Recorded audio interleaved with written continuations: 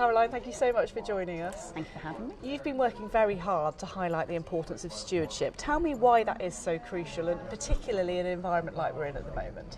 So pension funds, because they're investing for such long time horizons, are ideally placed to work towards the long-term success of investee companies. And in order to really do that, it's important that pension schemes get involved in the running of these companies, so either directly or through their investment managers. We're seeing a climate with a lot of geopolitical unrest. We've got a lot of uncertainty when it comes to Brexit, and companies are struggling in some cases to deal with this. But pension schemes need to make sure that they're on these issues, that they're working with the companies to talk about the things that matter to them and the long-term risks and opportunities, be it climate change or board diversity, or even how particular companies are thinking about altering strategy to deal with Brexit and trade wars and all the other things that are lying ahead. What does good stewardship look like to you, and what should be happening to make that even better? So I think the first thing to emphasise is that you don't have to, as a pension scheme, do it yourself. You can work with your asset managers, you can choose managers based on how well they're doing on stewardship. Do they have a good stewardship policy, but also are they engaging with companies in a way that makes a real impact, and do they have a good story to tell in that respect? I think you also can take advantage of the many collective action opportunities that there are. So the PLSA has historically brought together a number of asset owners in a room with top company executives of a particular firm where schemes and asset managers have a particular issue, be it climate change or executive remuneration. So we provide a forum, but there are other initiatives like the Investor Forum where schemes can get involved.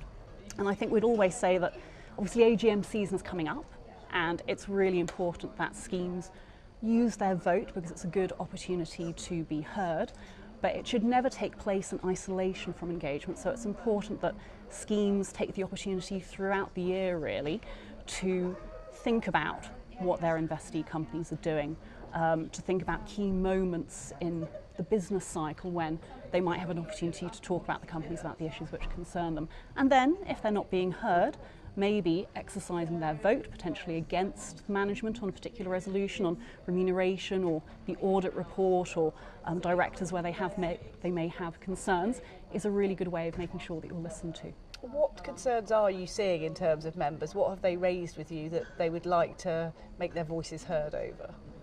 I think that executive remuneration has been key and will continue to be key. So we did some research last year looking at some of the trends in the 2018 AGM season, and in fact investor dissent or significant dissent from schemes and from managers tripled over the year before.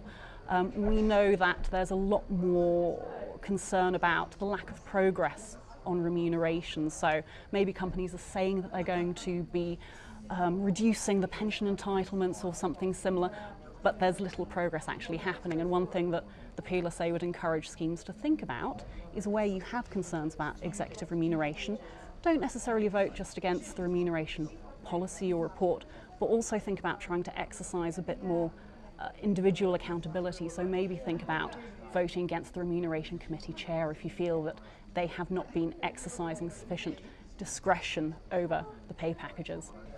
And I guess there have been headlines over schemes that have failed where the executives have seemed to come out of it okay and perhaps not the other members, and that's, I guess, what you're talking about there in terms of parity and what members need to speak out about.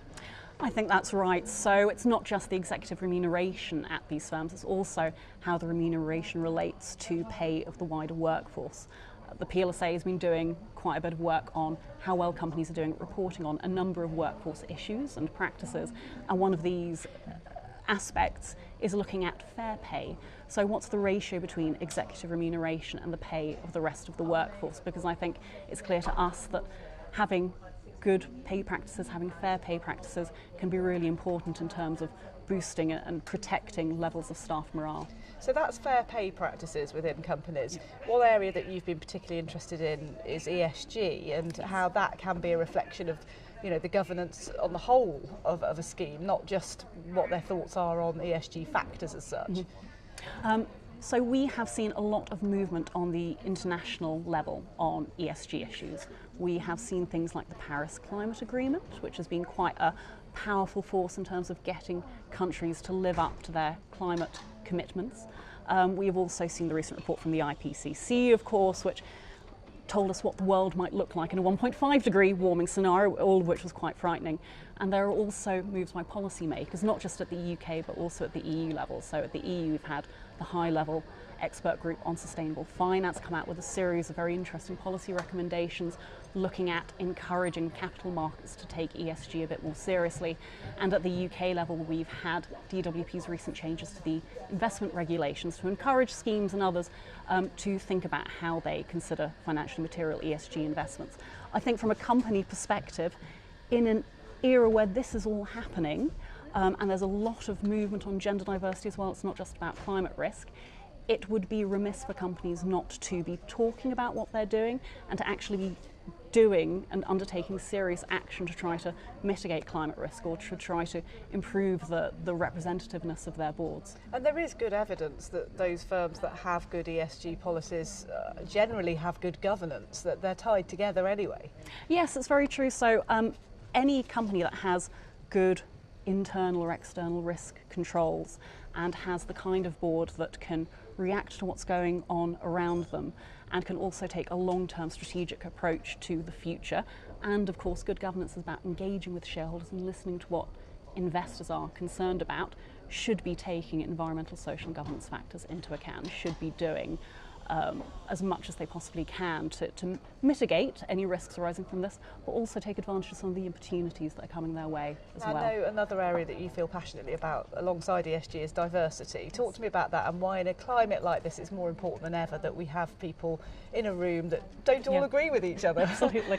So I think it's well understood that to have the ability to make nimble decisions, to be able to adapt to both the macro and the micro trends that we're seeing at the moment, you need to have a group of people who are cognitively diverse, so who have a range of different skills and experiences and backgrounds. If you have people who all think the same way, that very much sets you off in one particular direction, and it's not a good way to be making any kind of business decisions. And pension schemes, as investors, have long understood this about the investee companies, and we know that there are many schemes doing a lot of good work to make sure that their investee companies have cognitively diverse boards, and particularly this year there's a huge sense of sort of chatter and momentum behind gender diversity, which then makes it surprising that when you look at the pensions industry itself, maybe we're not as diverse as we could be, and maybe that's having an impact on the kinds of decisions that are being made. In an era where, for instance, we've got auto enrolment and a lot of younger people coming in and saving into their retirement pot for the first time, it's really important that maybe we have some younger voices on decision-making boards, so on trustee boards or in the pensions industry, so that the pensions industry is better able to react to the wants and needs of this younger generation of savers. And there are lots of initiatives to try and improve that too. There's a lot of energy and enthusiasm in the sector to try to improve diversity, which is great to see. So there's the Next Gen Now initiative, which is all about trying to promote and encourage the next generation in the pensions industry.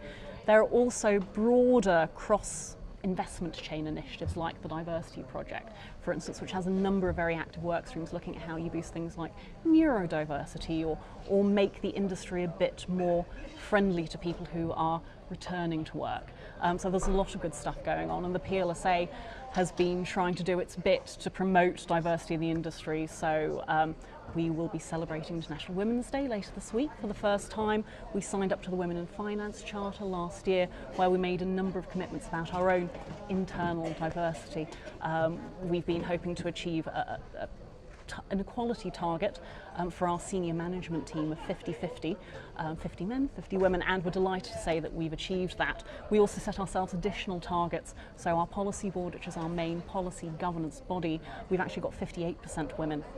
So we're really pleased to do that. There's still a lot more that we and the industry can do, but we hope that at least we're contributing to the diversity debate and ensuring that people are sort of talking about it a bit more at this conference as well. The PLSA leading the way there. Caroline, exactly, we like to think so. Thanks for sharing your thoughts. Great to talk to you. Thank you very much.